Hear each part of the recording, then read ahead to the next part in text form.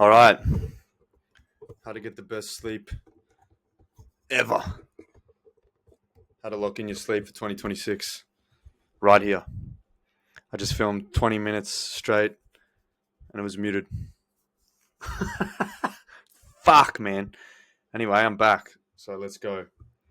So, I know so many of you are poor sleepers, and I just wanted to lend a hand to my fellow brothers and sisters of Earth that call themselves insomniacs, or just want to improve their sleep. They're trying to optimize. We're all trying to lock in here. So I've locked in for ages in my sleep. I've been using Aura rings for years, which is probably at least the first most accurate sleep tracking device. I don't know if it's still the most accurate sleep tracking device, but it's up there. It's pretty slick. It's pretty accurate. It's taught me a lot.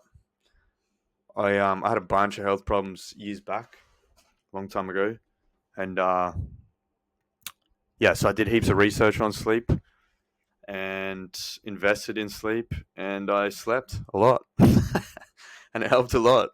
It solves a lot of my problems, to be honest. A lot. We all know how important sleep is. I mean, energy levels, optimism, emotional health / well-being, uh, recoveries from training, injury recoveries, energy levels. I don't know if I already said that. I mean, you name it. If you fucking want a better life, like, sleep's pretty much where you start, in my opinion. You got to look in on the fundamentals, boys and girls.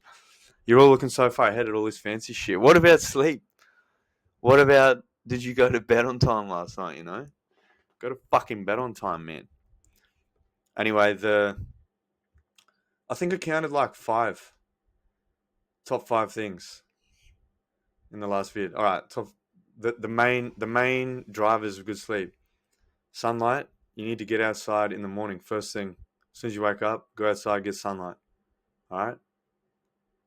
Get your feet on the earth while you're at it. That also calms your nervous system. Get grounded. Get sunlight. Let your retina see the sun.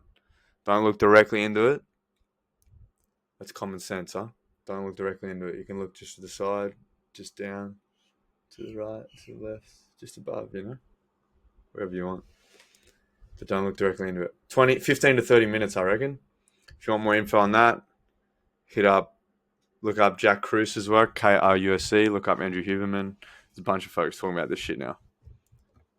Anyway, number 2, blue light blockers at night. You don't need these ones at night, although these would be better than none. These are more daytime ones. Pretty groovy, yeah. These are the nighttime ones. These are what you need at nighttime, because you're all under blue light, which ruins your circadian rhythm. Yeah, wear these at night. Look them up on Right Optics have some, blockbluelight.com.au have some, Bon Charge have some. Heaps of places have them. So check them out. But yeah, after the sun goes down, blue light blockers on, okay? They must go on. Otherwise, you're going to be staring at your screen. You're going to be looking at TVs, all the lights above you. They're all telling your brain it's the middle of the day, and it's not. You're meant to have darkness at night. All right? Blue light blockers after the sun goes down. Red ones. You're welcome. You're so welcome. Right? Which brings me to my next point. Darkness. You need darkness in your room. Now, something I've been experimenting with and has helped a lot is blacking out my room. I've got this, I'm looking at it right now. You just have to take my word for it. But I've got this black window film. So my windows are completely blacked out. I have a sliding window still. So during the day, now, there's obviously light coming through. But at night, I pull it shut. It's pitch black. Wear an eye mask too if you want. That's one way to get blackness. Here's a little pro tip too. Here's a little pro tip. These little black stickers. Put them on your aircon light or whatever's emitting light in your room. Put the little black stickers over the lights. I know it seems extreme, but there's heaps of research that even just tiny bits of light on the skin ruins sleep, disrupts circadian rhythm. Right? Black out the room. Black out curtains. Black film. whatever this is. What's that? Eye mask. Block lights out. You're golden. All right. Darkness. Next one. Temperature. Muy importante. Very important, okay? If you get your temperature right, your sleep's going to get way better. 19 degrees Celsius to 21 degrees Celsius, all right? I'm a personal trainer, okay? I know this shit. 19 to 21 degrees. Or you can get, well, I'm having a blank. Mattress cooling toppers. There's Chili Pad, which is called Sleep Me, I think. Chili Pad Sleep Me. I used to have one of those. It's decent, but it doesn't adjust automatically, so you can kind of be too hot or too cold.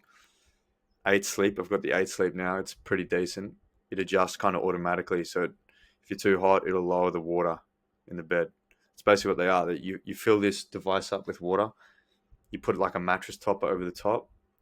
You change the settings, set the temps, and then it shoots cool water through, so you stay cool all night for good sleep. This may not be in the budget for some of you, or you may not find it to have enough value, but at minimum, aircon on, mattress topper on, window open, fan on, whatever it is you got, cool the room down. Hey, if you cool the room down, absolute game changer. Next one, exercise. You need to exercise. Ideally do functional patterns, the most optimal form of exercise, but any's better than none. Every time I train, my sleep's definitely improved. Every time I've tracked it, it's always improved after training. Pro tip, this is coming from someone who's done too much late training at night, playing semi-professional sport. Your heart rate's way too high, you're way too stimulated, and you can't wind down if you train and exercise too late at night. So I recommend, as a rule of thumb, no closer than 3 hours before bed. Try to finish your training, 3 hours minimum before bed, if not more. That'd be optimal. So exercise during the day and or not too late at night, okay? That's a real pro tip. If you lock in with that, you're golden. You're cheering. What else we got? This one's so underrated. I'm surprised how few people seem to, what would be the way to describe it? How few people seem to incorporate this, live like this. You don't eat close to bed. I'm telling you, man.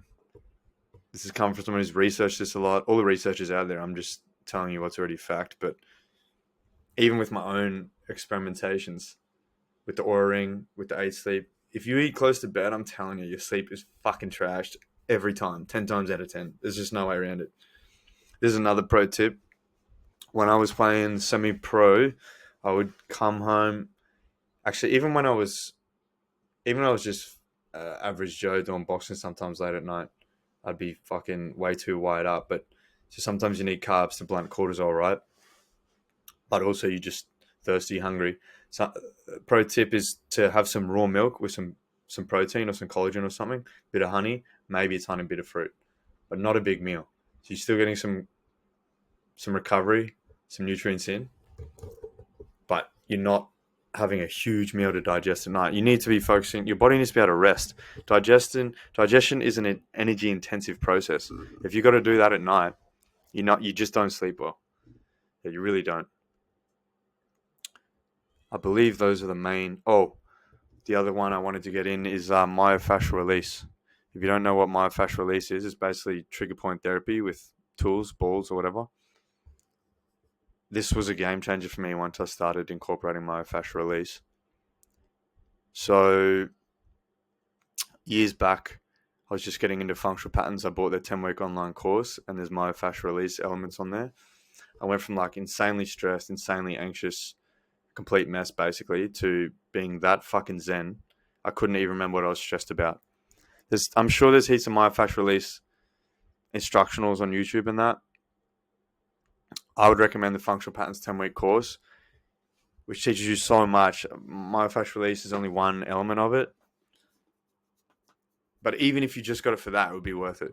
Myofascial release, half hour to an hour before bed, because it down regulates your nervous system. And I would say that, to be honest, most of us are so overly stimulated that if we can just chill our nervous system a little bit, it's going to take us places, you know?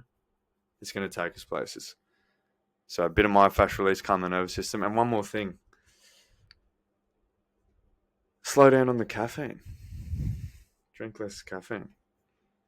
Minimize it, or at least don't have any after like 10 a.m. or something. So many people complain about their sleep and they're tired and they're run down. I've always been a shit sleeper, but it's like you're punching caffeine all day long, or at least late in the day. You're not wearing blue light blockers. You're eating close to bed. And now you've built an identity for yourself out of it that, like, I'm a shit sleeper. It's like, come on, man. Slow down on the caffeine. So, yeah, I'd say that's probably the last most important thing to dial in. And remember, Coke has caffeine in it. Pay attention. Switch on. If you're having a Coke at dinner, dumb fucking move. You're not going to sleep real well. So let's lock in. Let's switch on for 2026. It's an underslept society, and I genuinely believe if we all slept better, we'd be a much happier, healthier place. We'd make better decisions. We'd be more awesome to one another. We'd be more productive. We'd fix the problems of the world a little bit more. So let's lock in our sleep for 2026. Get off the caffeine and go to bed. See you, folks.